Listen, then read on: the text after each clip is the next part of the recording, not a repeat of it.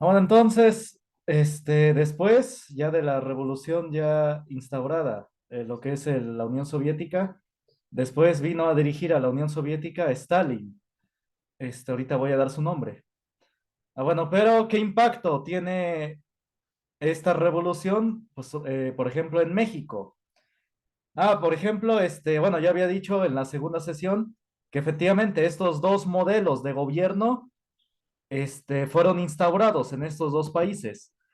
Por un lado, el socialismo encabezado en Rusia, bueno, encabezado lo que sería la Unión Soviética, y el capitalismo por Estados Unidos. Entonces, durante estos años y los años que siguieron, solamente se creía, y también se cree actualmente, se cree que solamente existen estos dos modelos de gobierno, que solamente existen estos dos, socialismo y capitalismo. Como que los políticos no, no ven más cosas, no ven que cómo hacerle a la política, creen que nada más son estos dos, socialismo o capitalismo. Bueno, ¿en qué impacto tuvo en México este tipo de ideología o este tipo de ideas, no? Bueno, José Vasconcelos, lo dije en la primera sesión, decía que el marxismo solamente se instaura en países atrasados o en países que se quieren que se mantengan atrasados. Y decía que por eso que en México se estaba imponiendo.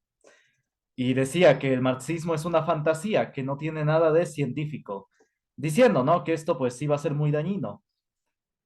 Bueno, en este libro hecho por el historiador Salvador Borrego, mexicano, es mexicano este historiador. Bueno, ya murió apenas hace, bueno, 5 años murió, creo que murió. Dice acá, transcurría el año de 1925. Ya se había instaurado la Unión Soviética. El régimen de la Unión de Repúblicas Soviéticas Socialistas llevaban 8 años consolidándose. Stalin, el que había quedado ahora al mando, ya había anunciado que la revolución comunista no sería una revolución puramente nacional, es decir, para Rusia, sino que se produciría en todo el mundo como una revolución mundial. Los primeros pasos los había dado invadiendo a 7 países: Armenia, Azerbaiyán, Georgia, Ucrania, Rusia Blanca, Turkmenia y Uzbekia. Es decir, miren, a ver, voy a poner el mapa. A ver, voy a poner el mapa. Bueno, estaba diciendo que la Unión Soviética no solamente abarcó lo que es Rusia y Ucrania, también Bielorrusia, todo esto, Estonia, Letonia, Lituania, invadió Polonia, les estaba diciendo, durante la Segunda Guerra Mundial, y Polonia fue partida a la mitad. Luego también Chequia, Eslovaquia, Rumania, Serbia, Kosovo, todo esto invadió la Unión Soviética. Y todo eso era parte de lo que fue la Unión Soviética. Y amenazaba a la Unión Soviética, los amenazaba abiertamente después con expandirse a toda Europa, invadir todo. España, Francia, Alemania, todo, invadir todo, toda Europa. De expandir todo ese marxismo-leninismo a toda Europa.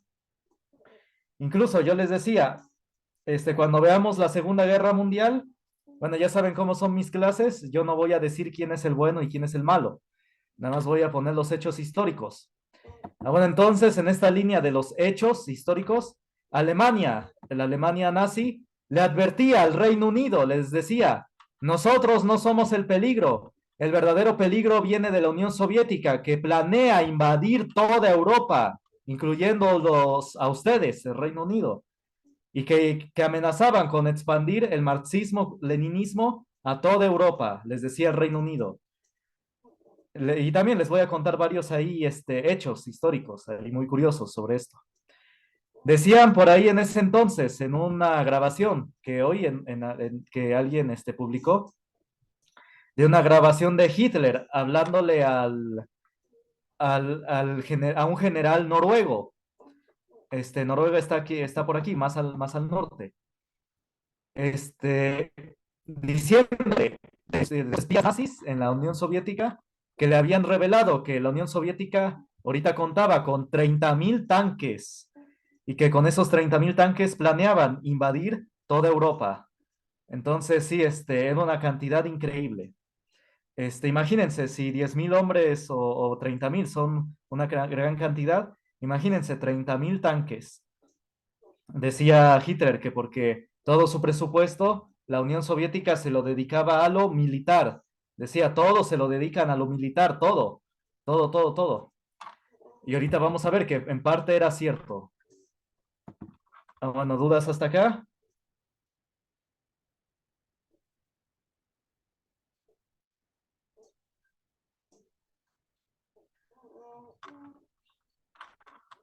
No, Ah, bueno, profe, ninguna entonces, duda. ah, bueno. Entonces sí, la Unión Soviética invadió, como dice aquí este historiador, también Armenia. Ah, estos países que mencionó están más al sur, son estos. Georgia, imagínense, también al sur. Georgia, Azerbaiyán, todos estos también invadió la Unión Soviética. Entonces estaba expandiendo demasiado. Ah, bueno, Turmenia y Uzbekia. Ah, bueno, ahí los mostré en el mapa. Dice, los amos de la URSS, la Unión Soviética, este es su acrónimo, tenían buenos padrinos en Nueva York. Es lo que estaba diciendo la clase pasada y también en el video, que muchos de estos, bueno, más bien estos líderes de la Revolución Rusa, de la Unión Soviética, fueron financiados por banqueros, por magnates de la bolsa de valores, de la famosa bolsa de valores. Esto lo dicen varios historiadores, no solamente este historiador, Salvador Borrego. También lo dicen mujeres como Bella Dot en su libro Escuela de Oscuridad, School of Darkness. Solamente se encuentra en inglés. Otros autores como Adrián Salvucci en El Cerebro del Mundo, Carol Quigley en Tragedy and Hope, Tragedia y Esperanza. Y así muchos libros denuncian que la Revolución Rusa fue apoyada, fue financiada y apoyada desde sectores de la banca, desde sectores de la bolsa de valores en Nueva York. Quizás no directamente de Estados Unidos, no, no, no, no del gobierno, no recibieron el apoyo, sino gente rica, gente, banqueros, empresarios y gente de la bolsa de valores en Nueva York. Incluso unos identifican inmediatamente a la banca que se llamó Kun Loeb. Así se llamaba una banca en esos años, Kun Loeb. Dice, recibían créditos de los superbanqueros. Les llama superbanqueros porque manejaban una cantidad de dinero que nosotros ni nos imaginamos. Más que Slim, Carlos Slim, más que cualquiera. Es mentira que Carlos Slim es el hombre más rico del mundo, no. Están los otros, los super ricos, los superbanqueros. Mediante este apoyo y con las purgas en que eran asesinados los opositores al régimen o los sospechosos de ser opositores, la Unión Soviética se erigía como una nueva potencia. Su odio al cristianismo era parte esencial de su programa, por lo que decía el marxismo, que Dios es un dictador.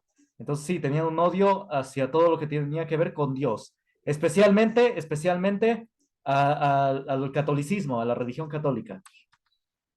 Y Lenin había popularizado que la religión era el opio del pueblo, como decía Marx, y que urgía erradicarlo en todo el mundo. La poderosa espada marxisma estaba en contra de la cruz, bueno, en contra del catolicismo y también del cristianismo. Marx había dicho, esta espada me la dio Luzbel. Les había dicho, ¿no? Que Marx tenía poemas diciendo que odiaba a Dios, que lo odiaba y que se iba a vengar de Dios. Eso decía en sus poemas Carlos Marx.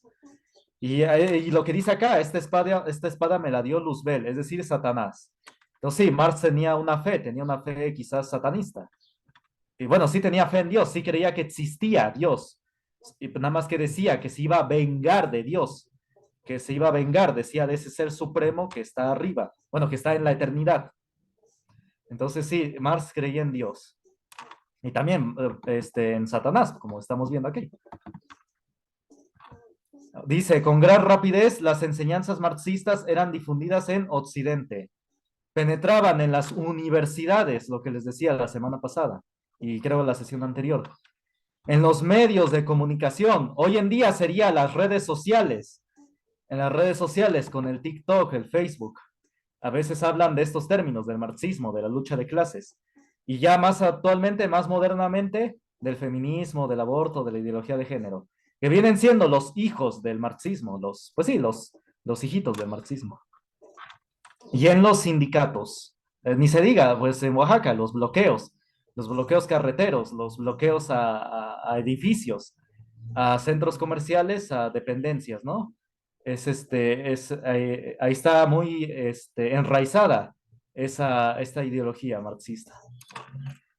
Estados Unidos era la potencia directriz en los países occidentales, pero no cerraban las puertas a esa propaganda. Miren cómo nos cierran las puertas a lo que decía, por ejemplo, el nazismo, el fascismo, bueno, varias otras políticas, varias otras filosofías o ideologías políticas. No sabemos lo que dice el nazismo, solamente sabemos que Hitler era el demonio más grande de la historia, ¿no? Solamente eso sabemos, pero no sabemos nada de lo que realmente dice el nazismo, ni lo que dicen otras corrientes políticas. Más sin embargo, eso sí, se le cierra las puertas. Y también no se le cierra las puertas, por ejemplo, a las ideas políticas de José Vasconcelos. Muchos admiran a José Vasconcelos, pero nadie ha leído sus libros realmente. Su libro de Breve Historia de México ni de Ética, que son para mí de los libros más importantes. No se le cierra la puerta a muchas propagandas, a muchas ideas políticas, filosofías, ideas o ideologías políticas, o bueno, y de otro tipo. Pero más sin embargo, a todo esto del marxismo, nunca se le cerró las puertas. Se le dejó libertad de que circulara y más bien se le apoyó que circulara en las universidades, en los sindicatos, en todos los lugares y ahora también en el Internet. También Google participa en esto porque no puedes buscar información verídica sobre, como dije, el nazismo, el fascismo, sobre José Vasconcelos. Es muy raro encontrar sus libros, la mayoría los tienes que comprar. En cambio, puedes descargar de manera gratuita libros del marxismo, del capitalismo, escritos, artículos sin fin, etcétera. Entonces, a eso sí se le da apoyo, libertad completamente. Entonces, sí, ustedes si quieren ver a qué cosa no puedes criticar o quién te domina, ve quién no puedes criticar o sobre quién no puedes investigar. Es decir, o bueno, más bien sobre quién puedes encontrar información. Podemos encontrar información del capitalismo, del marxismo, fácilmente. Es porque quizás ellos ganaron la guerra, ¿no? Bueno, Estados Unidos del parte del capitalismo y permitió que esta propaganda del socialismo se propagara, ¿no? En todo el mundo. Bueno, en México y en todos los países americanos. Dice, pese a que, esto yo lo dije la primera sesión, pese a que generalmente se suponía que Moscú y Washington, es decir, que la Unión Soviética y Estados Unidos, eran enemigos, irreconciliables enemigos. Supuestamente eran enemigos acérrimos, pero se le permitió que en cada país se diera libertad a su propaganda, a su ideología, lo cual habla de que no eran enemigos. ¿Sí me doy a entender? Es como el no, si alguien es tu enemigo, no permites que se hable de él en tu presencia, ¿no? Tan solo cuando hay peleas entre amigos o entre familiares. No puedes hablar de a veces cuando se pelean. Pero en cambio aquí ellos sí, en los países, sí se podía hablar de ellos y dar cabida a sus ideologías. Es como les decía, son en realidad como un matrimonio o noviazgo. Sí, tienen sus dificultades, tienen sus roces, pero finalmente están juntos, finalmente trabajan juntos. En realidad, las cúpulas de ambas capitales se entendían discretamente. Ahí está, se entendían discretamente. O eran amantes, digamos, eran amantes que se veían a escondidas, ¿no? Como en las películas. Bueno, eso era en la antigüedad. Ahorita ya no. En estas películas de engaños, ¿no? De adulterios, donde las parejas casadas se ven en secreto con otra persona, con un amante. Pues así, casi, casi eran estos dos, Moscú y Washington, la Unión Soviética y Estados Unidos supuestos enemigos, pero se veían en secreto, discretamente. Eran más bien quizás amantes, ¿no? Eso explica por qué en México, sigue diciendo, fue posible que en 1925 hubiera tantos aprestos en favor del marxismo, pese a tener una tradición totalmente ajena a esa doctrina. Nuestra tradición, por ser un país en su mayoría católica, no es, es ajena al marxismo y también al capitalismo. De hecho, los papas han hablado en contra tanto del marxismo como del capitalismo. Han dicho las desventajas de ambos. Conforme don Plutarco Elías Calles, este es un libro de Salvador Borrego, lo vuelvo a aclarar, no crean que es de José Vasconcelos, porque a veces quizás habrá partes en que se parece, pero no, este libro es de Salvador Borrego. Conforme don Plutarco Elías Calles iba subiendo en la carrera política hasta llegar a ser presidente, se le acercaron maestros masones como Arthur J. Elías, Jorge Hirschfeld, el poderoso líder obrero Luis N. Morones, entre otros varios, y don Plutarco resultó grado 33 de la masonería, aunque sin cursar propiamente toda la carrera masónica. Otra vez, eh, José Vasconcelos también habla de la masonería, de cómo influyó en la política de México. Y vemos que también aquí otra vez vuelve a influir en la política de México. Y que la masonería fue como la encargada de implementar esta ideología marxista, ¿no? Vamos a ver. Luis N. Morones, lo pueden buscar en internet. Líder de la Confederación Revolucionaria Obrera Mexicana, era asesorado por Samuel Gompers, Haberman y Judico, líderes muy influyentes en Estados Unidos. De todo esto resultó que la CROM trazó un programa radicalmente marxista. Se proponía presionar a Calles para que disolviera el ejército y lo sustituyera con milicianos, como se había hecho en la Unión Soviética. Mediante milicianos se podría implementar un giro completo hacia la comunización de México. No comunicación, sino comunización. Volver a México comunista. Calles procedía del ejército y no se prestó a disolverlo, afortunadamente. No siempre se obedecen en todo lo que les dicen, es afortunadamente. Bueno, quizás me atrevo a decir que Calles no obedeció, esto es opinión mía, quizás Calles no volvió a México comunista por Estados Unidos, porque somos frontera, somos vecinos con Estados Unidos.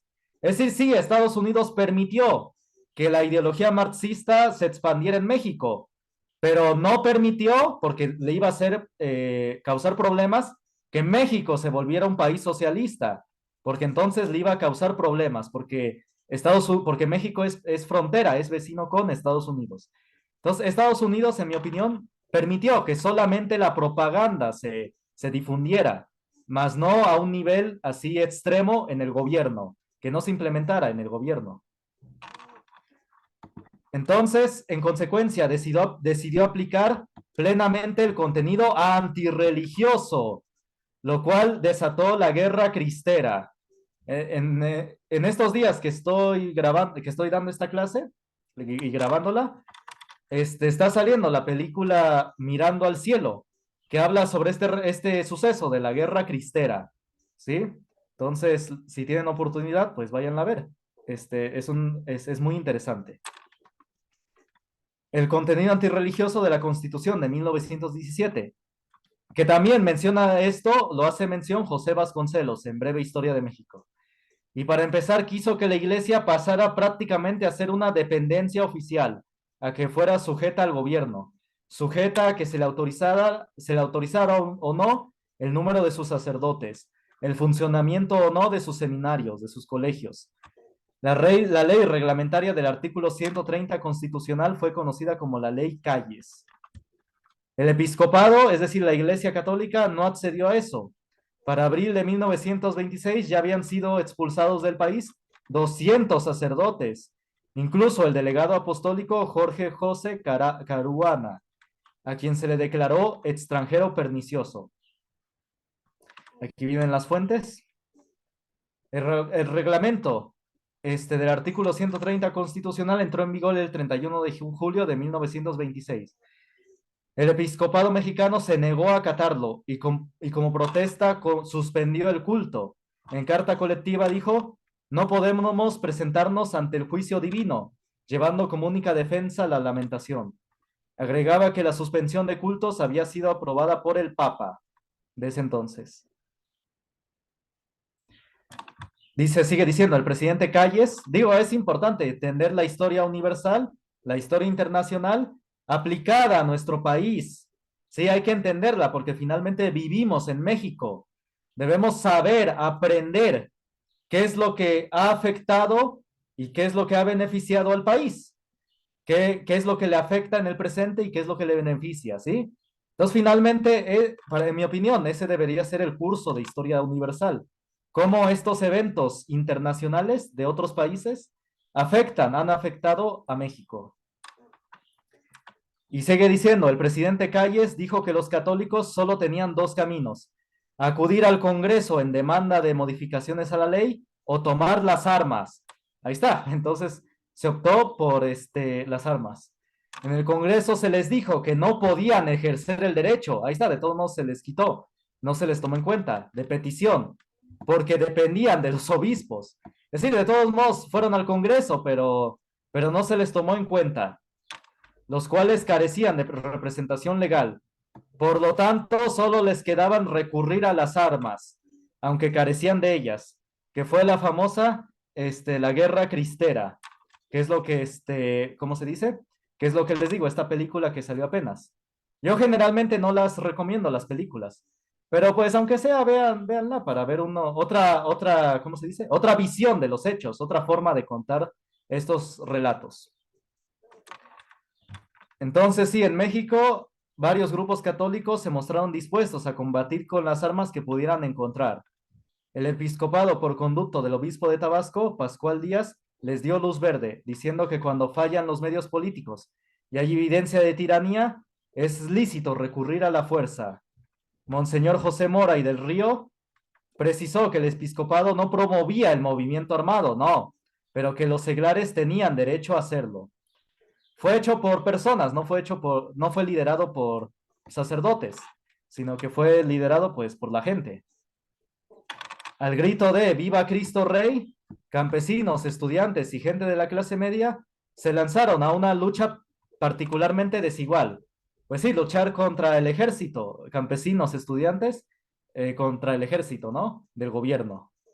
En Michoacán, Durango, Guanajuato, Jalisco, sobre todo Jalisco, que nació ahí en Guadalajara, Morelos, Oaxaca, también aquí, Zacatecas, Aguascalientes, Sinaloa, Colima, México, Veracruz, Nayarit, fueron surgiendo decenas de personas armadas con escopetas o pistolas viejas. Luego crecieron hasta formar veintenas o centenas. En total llegaron a operar 20,000 cristeros. A través de 1500 años, muchas veces había sucedido que príncipes y reyes pusieran su espada al servicio de la cruz. Bueno, esto ya es algo poético, ¿no? Pero sí, efectivamente, aquí realmente me atrevo a decir, muchos hablan de la lucha del pueblo, ¿no? De cuando el pueblo se levanta en contra del gobierno, cuando realmente quiere cambiar algo del gobierno. Pues sí, la guerra cristera fue realmente eso y no se conmemora. Si lo vemos en su sustancia, en su origen, pues fue una lucha del pueblo, porque no fue liderada por los sacerdotes, fueron campesinos, estudiantes y gente de la clase media que se lanzaron a la lucha. Entonces, fue realmente uno de los pocos ejemplos donde realmente fue ¿cómo se dice? ¿Cómo le llaman ahora con estas palabras? Una inconformidad que tenía la gente y que se lanzó a la lucha. Y dice que había muchachos, aquí dice, de 17 a 23 años, figuraban en las guerrillas, por su voluntad propia. Se habla mucho de los estudiantes del 68. Digo, no los critico, nada más digo que se habla mucho, ¿no? De sus protestas, de los estudiantes del 68, ¿no? Pero no se habla de estos muchachos cristeros que lucharon por sus ideales, en este caso por su fe, digamos sus ideales, ¿no? Entonces también fueron chavos que lucharon por sus ideales y deberían ser conmemorados, así como son conmemorados los del 68. ¿Sí? Ah, bueno, ¿dudas hasta acá?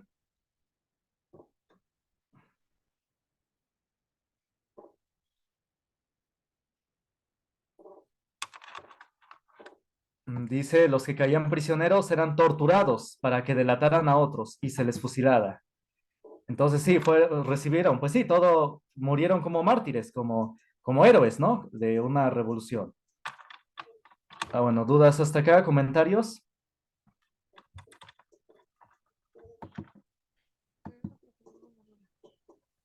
Ah, bueno, entonces sí, estas ideologías marxistas, bueno, socialistas, se impusieron, al menos en México, al principio a nivel religioso, a nivel de, sí, de prohibir todo lo que tenga que ver con Dios. Vamos a ver, nada más como último, antes de irnos, la Revolución Rusa no fue un paraíso, como a veces unos quisieran o quisieran pensar. Después de ya instalada la Unión Soviética, Stalin se puso al mando. Joseph, o bueno, perdón si lo pronuncio mal, Joseph Stalin. Fue el líder de la Unión Soviética durante décadas. Entonces, aquí hubo un evento de esta revolución, bueno, más bien de esta Unión Soviética que fue muy, muy oscuro. Fue el llamado Holodomor. No es holocausto, no, Holodomor. ¿Qué es esto de Holodomor? Fue un genocidio, este, contra, la población ucraniana, contra la gente de Ucrania. Stalin impuso, bueno, causó una hambruna en Ucrania, que causó la muerte de 7 millones de personas. Durante muchos años, este evento, este hecho histórico real, se mantuvo oculto, pero afortunadamente muchos historiadores ya después lo sacaron a relucir con los hechos históricos, documentos y hechos. Y finalmente, pues sí, ya los demás lo aceptaron, como la National Geographic, como estamos viendo. Les digo, me sorprendió porque la National Geographic, yo les diría que no crean todo lo que pone la National Geographic, porque muchas cosas luego son alteradas. Pero al menos en esta parte del Holodomor, sí, coincide con mucho de lo que dicen varios historiadores independientes. Entonces sí, fue un episodio muy oscuro, el Holodomor, lo pueden buscar ustedes en internet. Fue una hambruna que causó Stalin a la población de Ucrania. Una hambruna es decir, matar de hambre. Murieron de hambre 7 millones de personas. ¿Por qué? Ah, porque estaban en contra de su gobierno, porque no querían hacer lo que Stalin decía. Entonces los condenó a morir de hambre.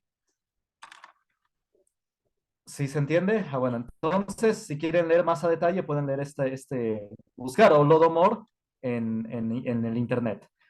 Entonces, fue una crisis de las cosechas, pero fue causada por Stalin. No obedecieron lo que decía Stalin y finalmente él decidió que les cortó la comunicación, de tal manera que,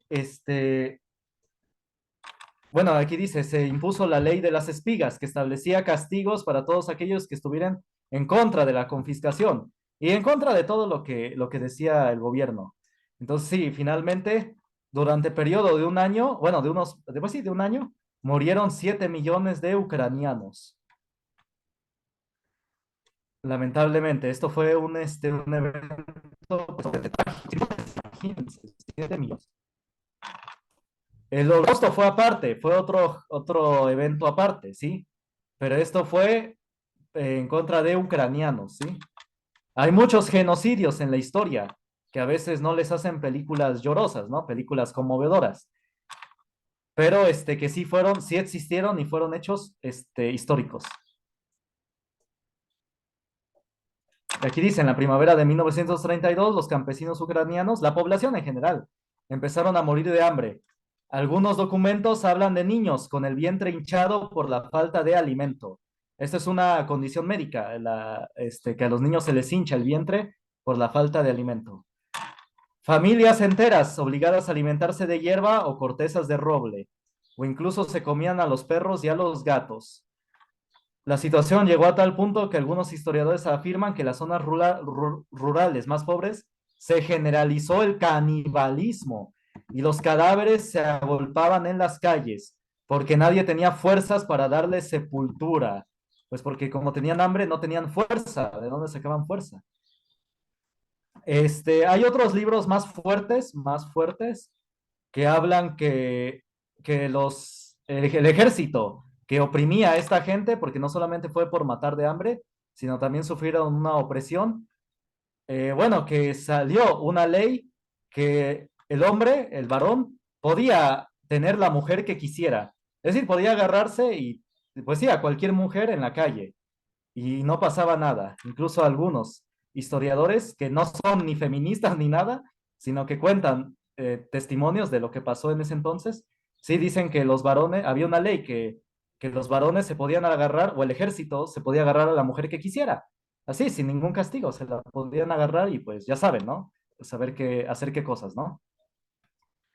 Entonces sí, fue un evento muy, muy oscuro de esto de la Unión Soviética. ¿Dudas hasta acá? ¿Comentarios?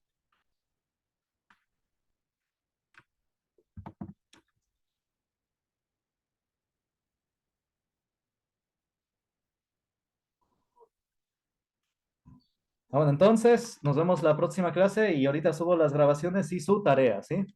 Entonces échenle ganas, cualquier duda me dicen.